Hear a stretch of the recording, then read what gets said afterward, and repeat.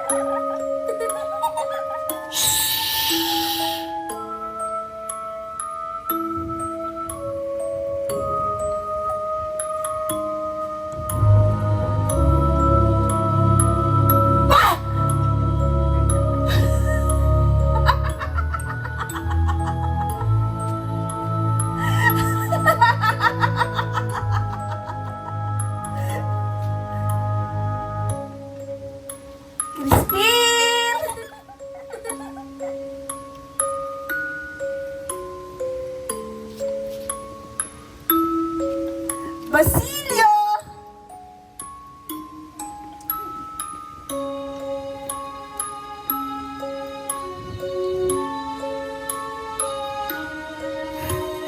Mga anak ko!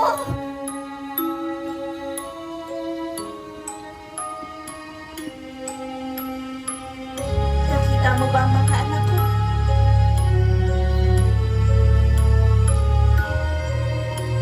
Nakita mo ba ang mga anak ko?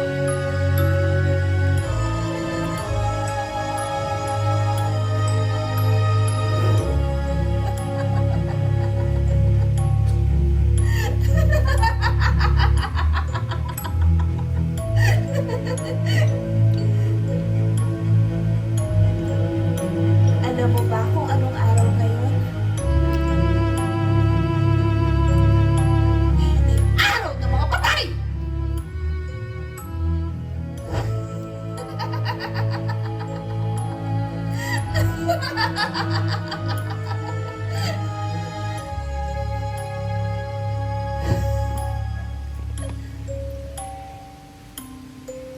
Nakikita mo ba ang liwanag na yun? Yun ang anak ko, si Basilio at si Crispy.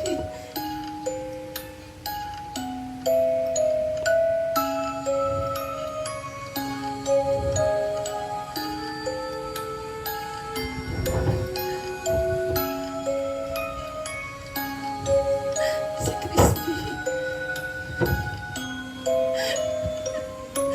Nandun sa simbahan na yun!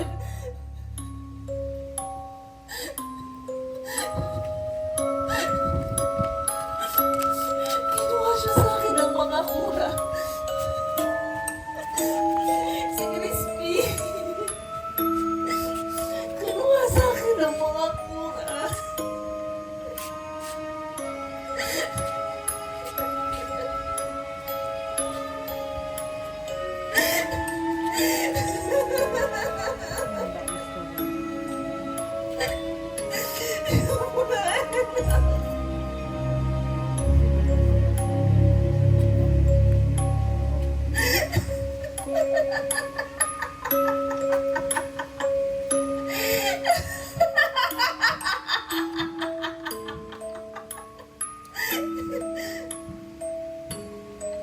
ako maaaring magkamali. Nandito lang si Basilio. Basilio! Basilio! Basilio!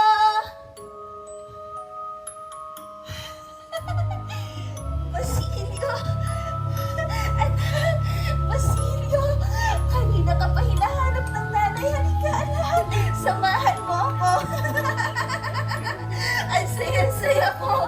Nakita ko na ang anak ko! Ngayon, anak, samahan mo ako, ha? Hahanapin natin ang kapatid mo na si Crispin.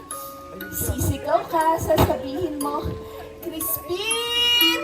Crispin! Anak, ilakas mo pa, anak. Crispin! Hanapin natin si Crispin, anak. Crispin! Crispin! Crispin! Anak! Kanina ka pa namin hinahanap ng kapatid mo, anak. Halika!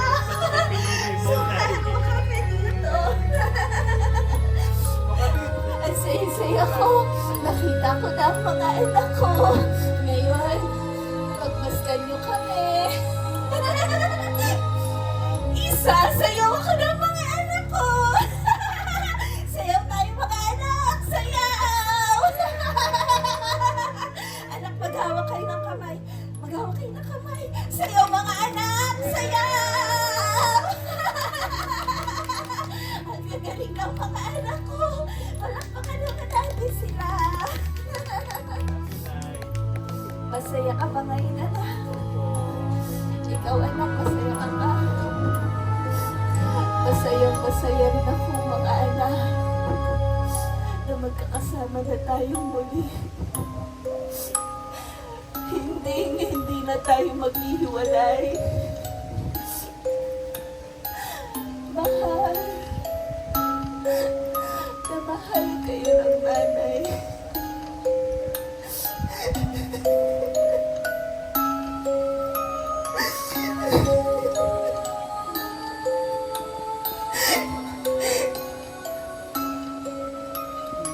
Hindi! Hindi! Lumayo kayo sa akin! Hindi kayo ang mga anak ko! Ikaw! Ikaw! Ang kurang kumuha sa mga anak ko! At ikaw naman!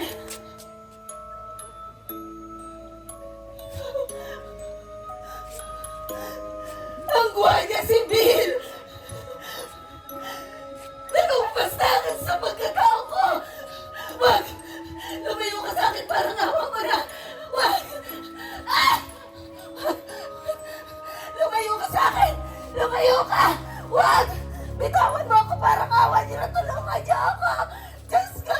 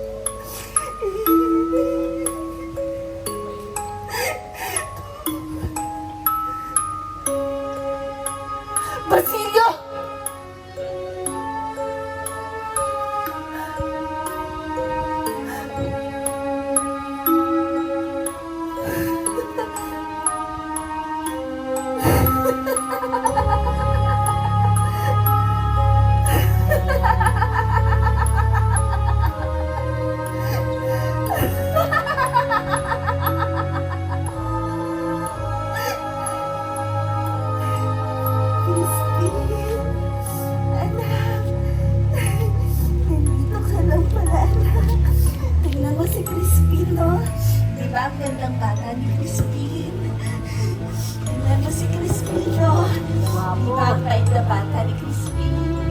Maaari mo ba siyang hawakan? Dahan-dahan lang. Hawakan mo siyang mabuti. Halika, samahan mo ako.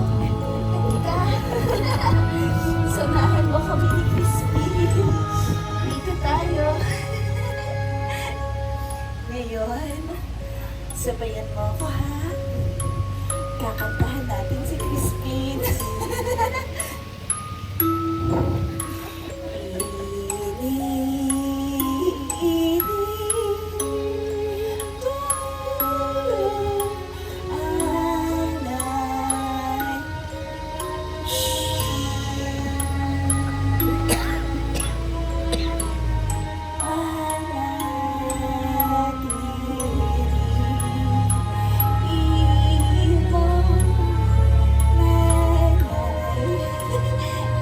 Tingnan mo si Crispin, no?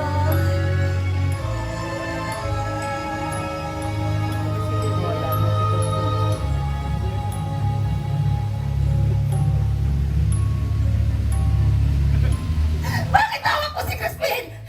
Lumayo ka sa amin! Nakita niyo yun? Kukunin niya na naman sa akin si Crispin! Kukunin niya na naman sa akin ang mga anak ko! Bakit ka nakatingin?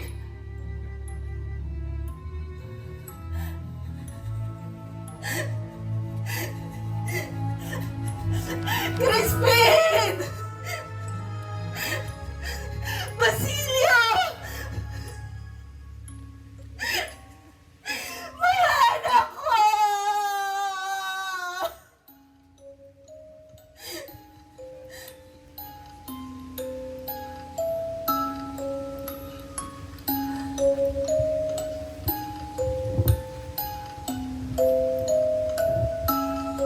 Baliw!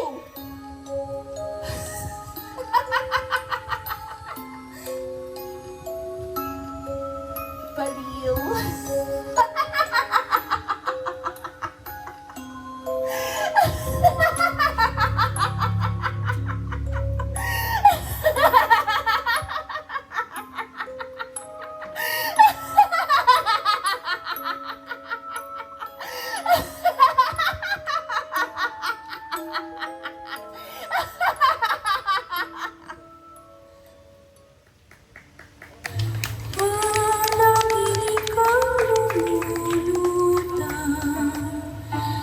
Hindi mahagip kahit sundan, sinta pagit ako iniwanan, para sa ligali ng bayan. Sumulong na sintang katapatan, abutan na lamang pagmasdan ang kailayo at lubog na bayan. Ang anino mong mag-isa sa larangan, ligaya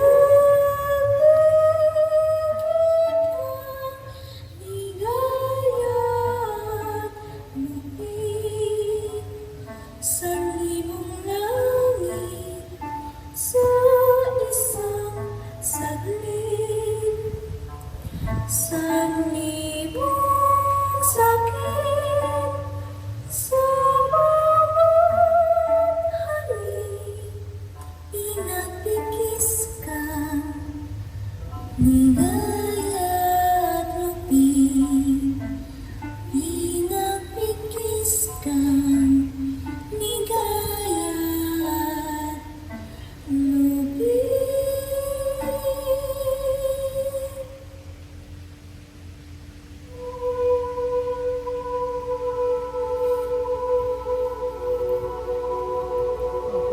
Soy Maria Clara,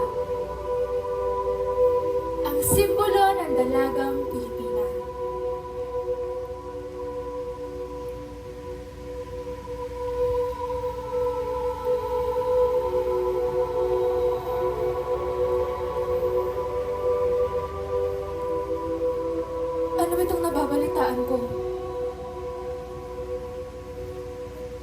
Gusto ko'y makasal kay Linares.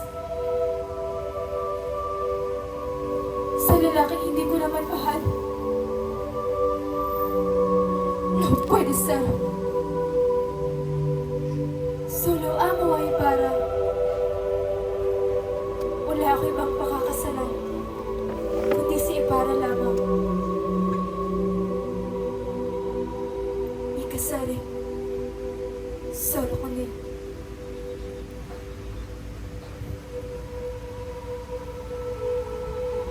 Ibarra?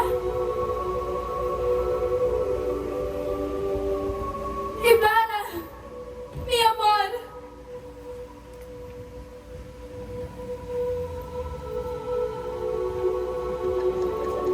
Sumama ka sa akin, mahal ko.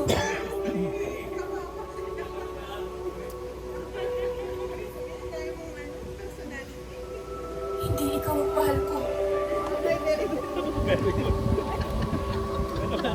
Ibarra!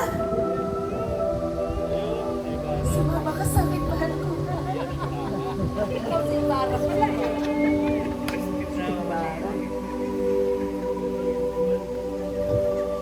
Masaya ako't nakita tayong muli, mahal ko. Ganon ka rin ba? Ngunit, bakit mo ko iniwan? Bakit? Dahil ba sa kanya? Sandali lamang, mahal ko.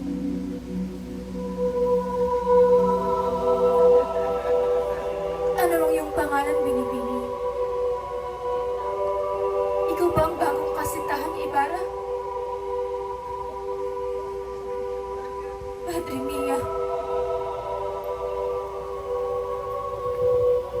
May kailangan kang malaman, mahal ko. Perdóname, mi amor. Aking ipinagpalit ang iyong mga sulat kapalit ng liham ng aking ina. Patawad, mahal ko. Patawad. Ipakakasal ako kay Linares ng aking tunay na ama na si Padre Damaso. Ayoko, mahal ko. Ayoko.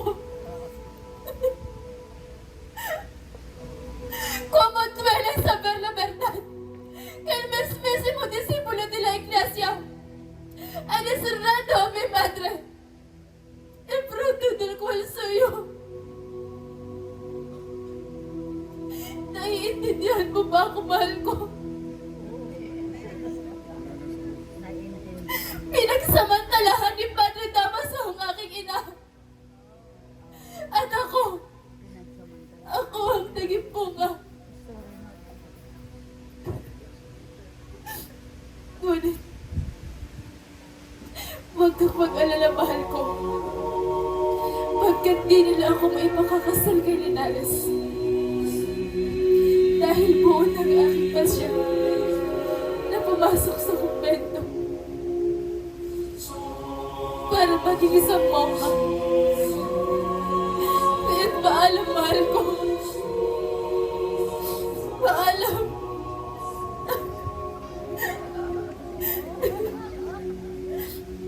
Paalam.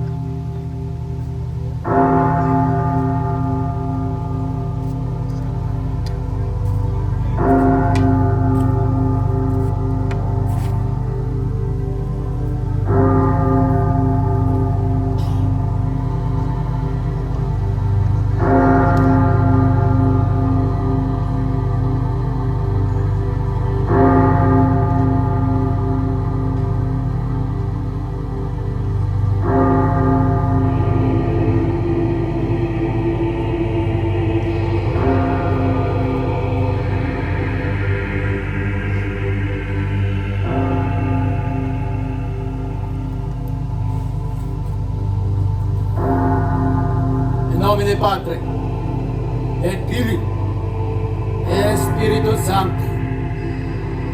Amen.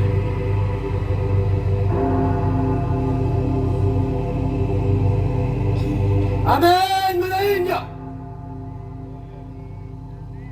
Soy Padre Damaso, el cura más poderoso en el pueblo de San Diego. Ako, si Padre Damaso, ang cura paroko dito sa bayan ng San Diego. Malawak ang nasasakop ng aking kapangyarihan. Kaya't kayo naman na Indio ay dapat lamang na sa akin ay gumagalang. Wala naniniwala? Ha? Ako lang naman may pakana ng pagguho ng instruktura na para lang na pinagagawa na kung saan ay kamuntik nan mamatay ang hambog at yung wala na utang na loob na si Kristos tumito. Ako rin ang dahilan ng pagkapiip na kanya na ama na sinunod ng tayo. Dahil sa isang erehe at filibustero.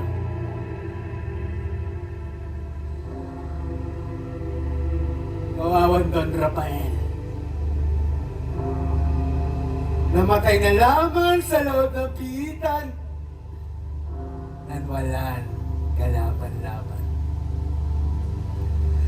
Basta nawa ni Satanas ang kanyang na kaluluwa.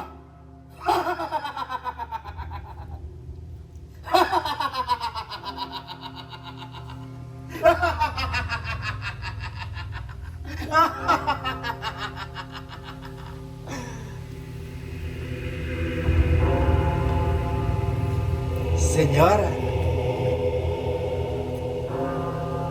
Huwag kang mag-alala, Senyora. Gusto lamang magpasalamat ng kura sa iyong pinadala na tinola ng isang araw sa seminary. Napakasarap ng kanilang tinola. Lubos na nabusog ang tinola. Sa susunod dagdagan na parte na laman.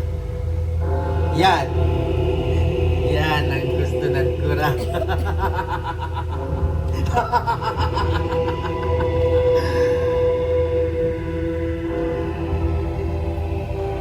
Señorita, señorita, señorita.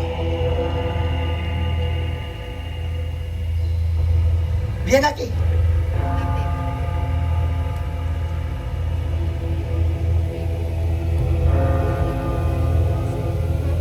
Samahan mo.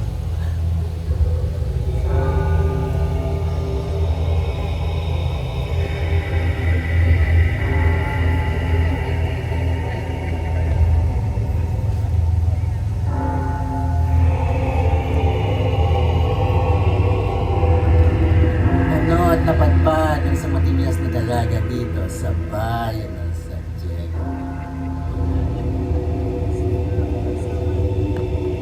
Napakatamis ng kanyang ngiti.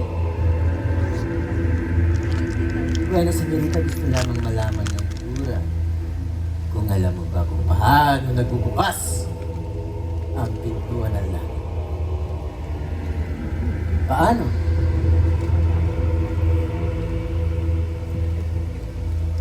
Kahabag-habag na dalaga. Sa lipod ng kanyang kagandahan, tila di ba nakatikim, bigla ng langit. Bueno! Kung ikaw ay may nobyo, palitan mo! Wala itong silbi sa itong tanta! Ang pintuan ng langit ay nagbubukas sa tuwing tayo ay nagbabawas ng kasalanan. Paano? Kinakailangan natin isabuhay lahat ng kautusan sa banal na kasulatan. Magbasa ukol sa lahat ng buhay ng mga santo na itinuturo ng banal na simbahan na Katolika. Dasalin ninyo, mga Indio, ang ama namin ng paulit-ulit para sa ikaliligtas ng inyong mga kaluluwa, mga iyong ligado. Magsipagbalik loob sa simbahan magsisi sa inyong mga nakasalanan at higit sa lahat, magsipagbigay.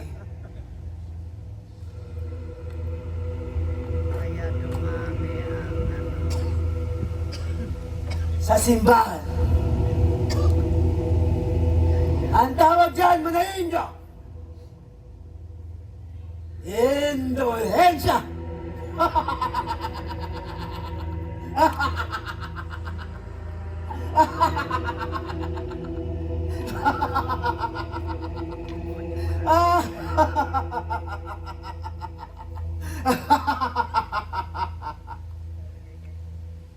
Senyor,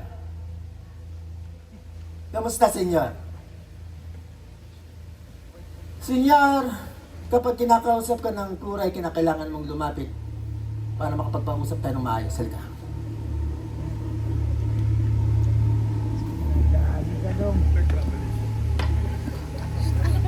Nagkamali ka dong. Dito ka. Kung inaakala mong nakalimutan ko na ang pagbumukhang iyan ay nagkakamali ka. Ang lalaki sa inyong harapan ay suki sa aking kumpisal. Kada 2 araw, Padre, ako po ay nagkasala. Napakarumi ng pamumuhay na ninyo na to. Pero senyor, huwag kang mag-alala. Gusto lamang malaman ng kurang yung kahandaan sa likod ng lahat ng mga pangyayari sa iyong buhay. Senyor, kung sakasakaling dumating na ang araw ng paghukom, ay nakahanda ka bang sunduin para makapiling ang ating idolo na si San Pedro? Siyempre, naturalmente. Sino ba naman ang hindi gustong makapiling ang ating idolo na si San Pedro sa araw ng paghuhukom? Mapalad ang lalaki nito. Mapalad ka, senyor. Dahil dito sa bayan ng San Diego, kaya mo pa rin ang mga pangarap. Mayroon ka lamang kinakailangan gawin. Senyor, ikinalulungkot kong sabihin na kinakailangan mo ng tigilan ang pagpunta sa mga bahay aliwan. Tigilan mo na rin ang pagsasabong. Ang pantaya sa sabong, ibigay kay Padre. Ang tawag yan, mga Indio! Indulhensya! Bueno. Give your arm. Ako, si Padre Damaso. Ang kura para ko dito sa bayan ng San Diego. Maligayang pagdating. Maligayang paglalakbay. Hasta la vista. Sino yung nagwikang yon? Sino yon? El Español ay solo para la gente de alta level. Ang Espanyol ay para lamang sa matataas na antas ng lipunan, hindi sa mga Indio na kagaya nyo! Ha! Indio!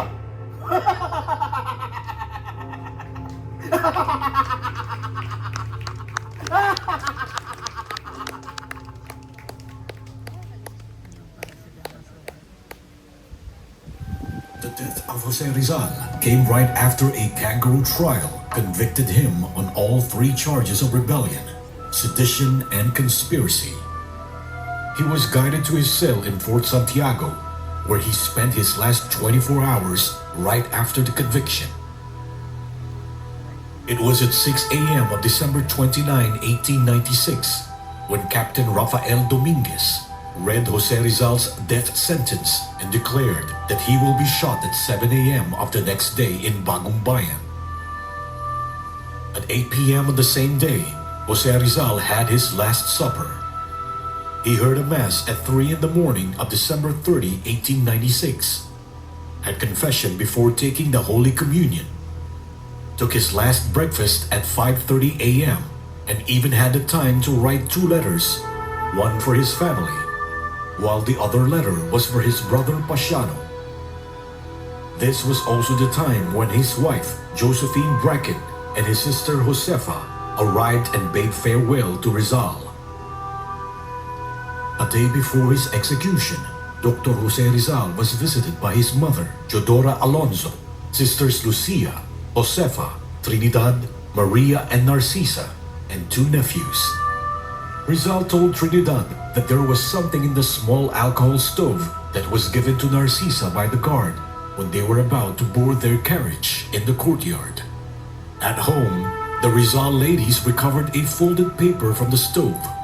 On it was written an unsigned, untitled, and undated poem of 14 5-line stanzas, published it in the first issue of La Independencia on September 25, 1898, with the title Ultimo Adios.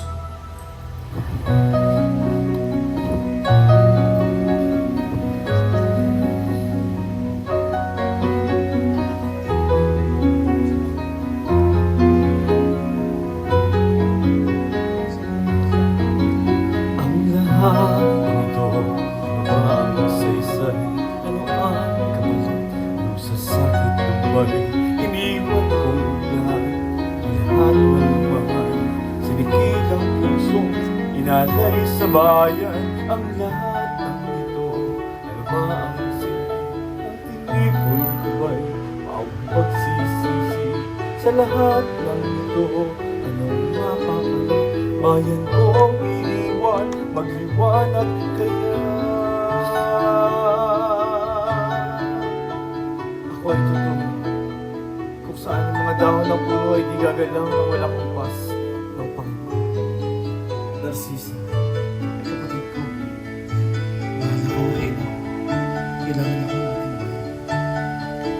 Mayroong liham sa kutsilyo. Adios patria adorada, rayon del sol divina, perla del mar de oriente, nuestro perdido Edén. A darte voy alegre, la triste luz de vida, si fuera más brillante, más fresca, más florida, también por ti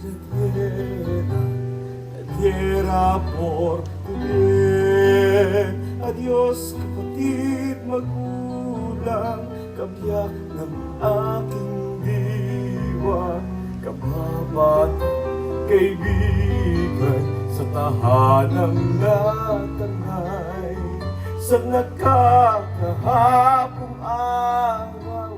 Salamat at himlay na, adios tayong mag-iliw, aking sinta't ligaya, mga mahal, paalam, kapahingahan, mamatay. Adios padres y hermanos, los dos del alma mía, amigas de la infancia, en el perdido hogar. Dar gracias que descanso del fatigo salida. Adiós, dulce extranjera, mi amiga, mi alegría. Adiós, queridos seres. Morir es descansar.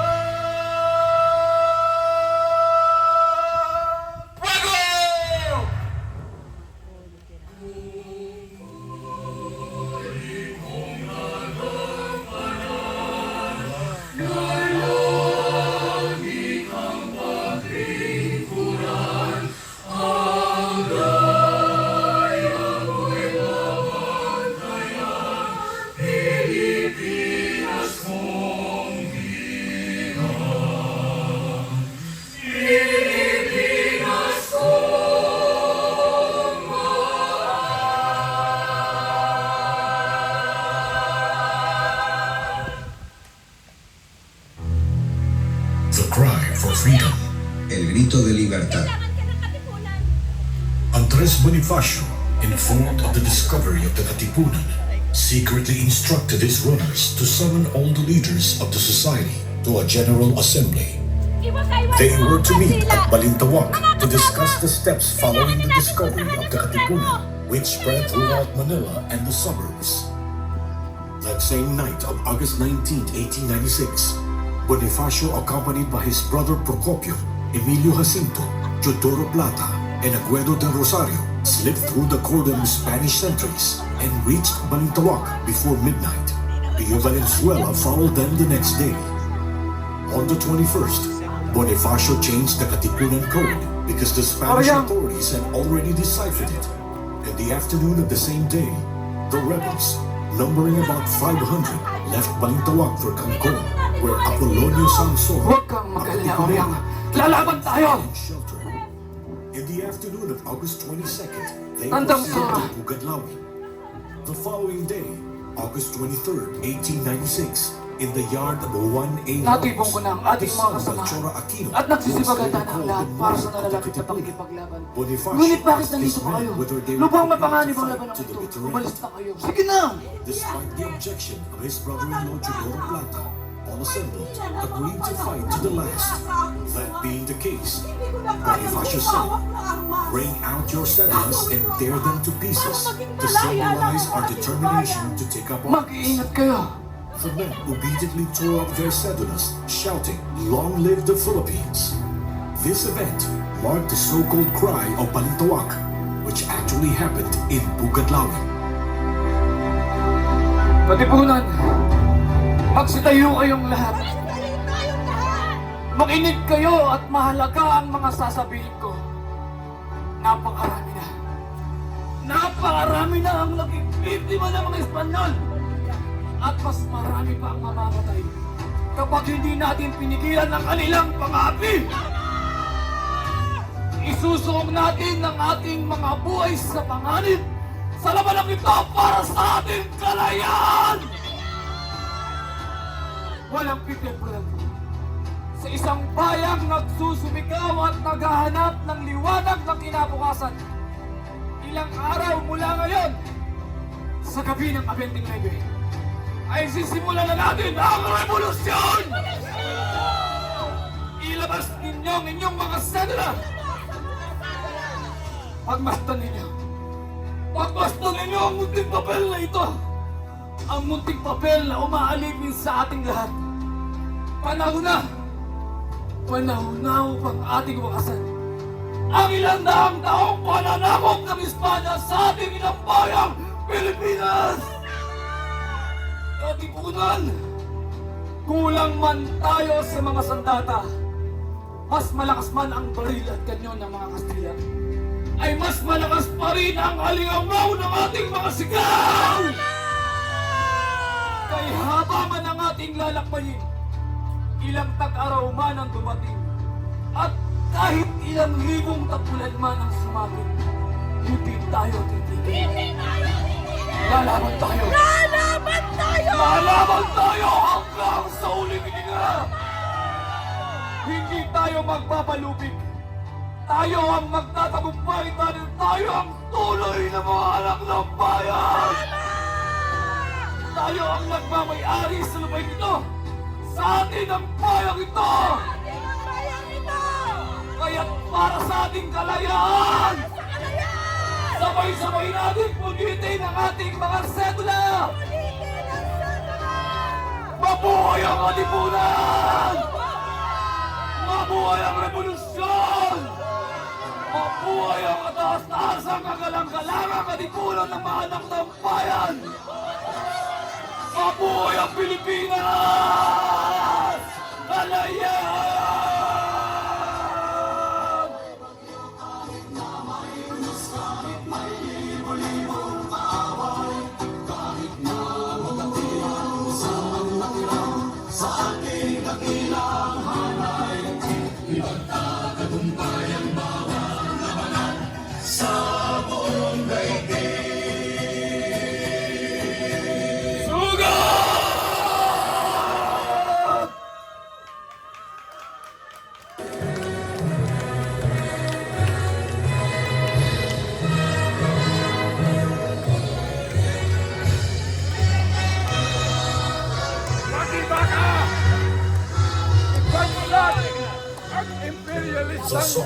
freedom.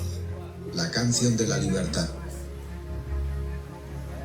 The Philippine Declaration of Independence occurred in Kawit, Cavite on June 12, 1898, between 4 and 5 in the afternoon in Cavite, at the ancestral home of General Emilio Aguinaldo, some 30 kilometers south of Manila, where Filipino Revolutionary Forces of General Emilio Aguinaldo proclaimed the sovereignty and independence of the Philippine Islands from Spanish colonization after the latter was defeated at the Battle of Manila Bay on May 1, 1898 during the Spanish-American War.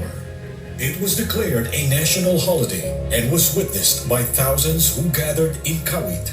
The national flag of the Philippines, designed by Aguinaldo, unfurled for the first time.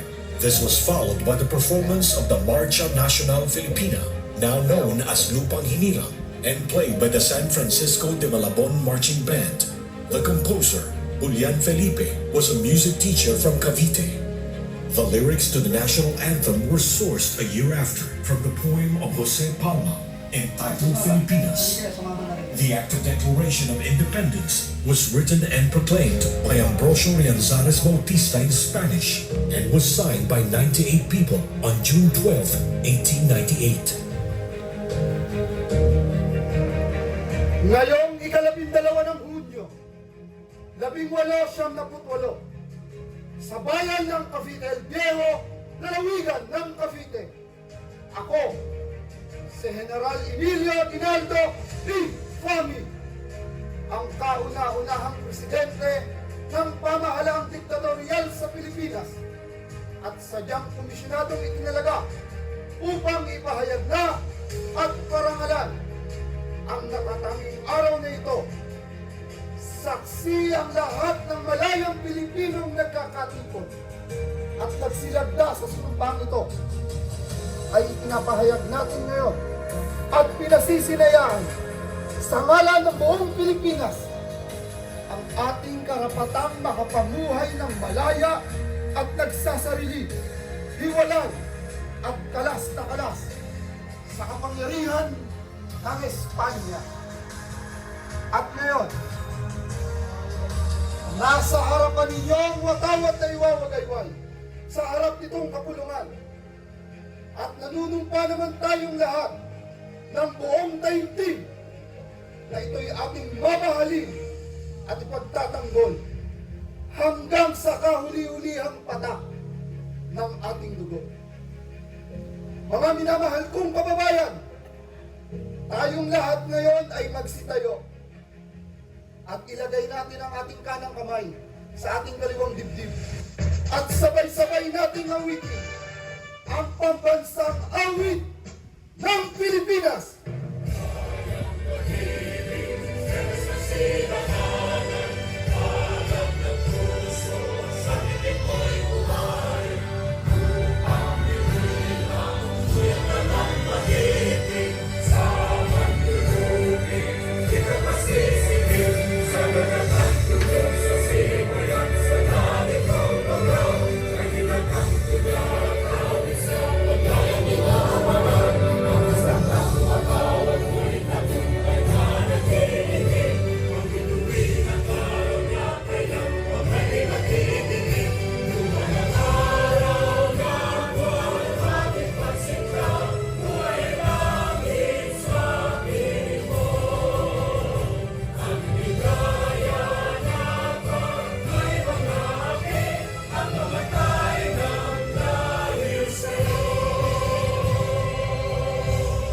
Mabuhay ang kalayaan! Mabuhay! Mabuhay ang inang bayan! Mabuhay! Mabuhay ang Pilipinas!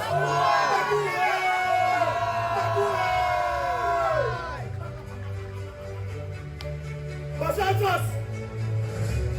Las Indias! ¡Ay, Ilocos!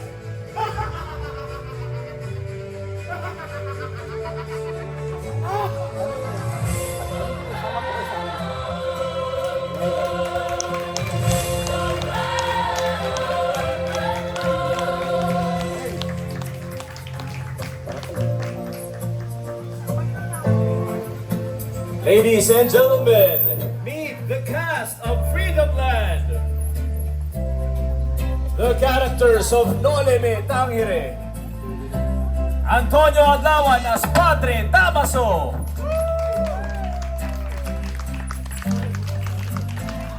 Stephanie Espenilla as Maria Clara.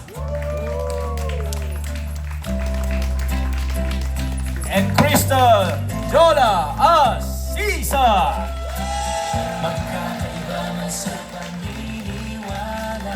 Robin Enriquez as Gregoria de Jesus. And Gina Villa as Tandang Sora.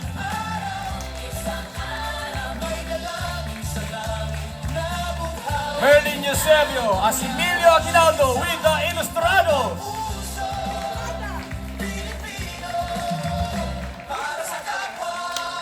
Red Musli as Andres Bonifacio.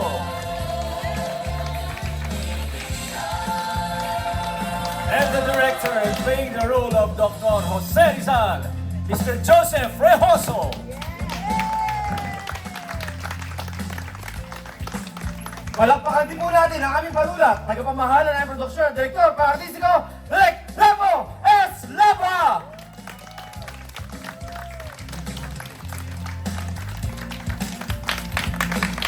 Mabuhay ang Pilipinas! Mabuhay! Viva Las Casas! Viva! Kahit po na isang sigawan na may kasamang palakpakan. Ladies and gentlemen, welcome to Las Casas, Pilipinas, Diacosar. We are Freedom Land, and Freedom Land is the only interactive historical theater show in the country. And you will only find it here at Las Casas, Pilipinas, Diacosar. So when you come here, you don't just get to learn about our heritage houses, but we also want you, as you go home, to take a piece of Philippine history with you. So let's spread the word, let's get the word out there that history is alive here at Las Casas, Pilipinas, Diacosar. To those of you who have taken photos and videos, we encourage you to post them on your social media using our hashtag FreedomLand and hashtag MyLasCasasStory. Maraming salamat po for joining us. Meantime, let's give a round of applause to our incidental characters. Our sinaunang Marites, please take a bow. Kayo po yun. Kayo po yun. Kami naman ang casting eh. No? Basilio Crispin, please take a bow. Take a bow. Salamat po. Ibarra. Senyor. Ibarra. Take a bow. Mi amor. Ang ating po ginong sabungero. Señor, Take a bow. señor. Nagluto ng tinola ni Padre Damaso. Ayun, nagluto pa. Salamat po. Asan po ang nagheli ng anak ni Sisa? Ayan. Asaan po si Narcisa kapatid ni Rizal ang may hawak ng lampara? 5,000 pesos po ang hindi ko na ibalik.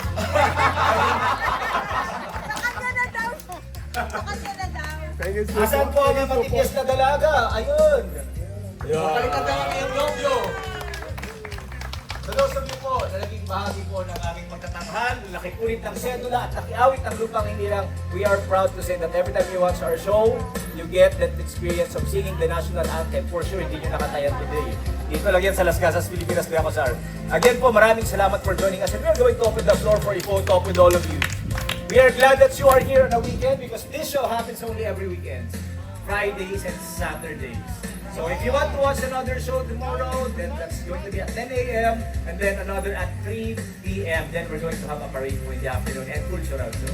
So maraming salamat for joining us. Once again, ladies and gentlemen, this is History Reimagined. We are Freedom Land!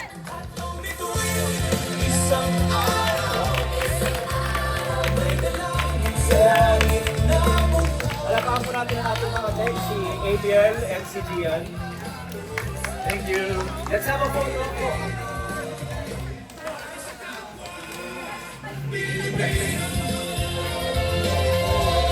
Maraming salamat. Picture po, picture po. Sino po, may kasama po kayo?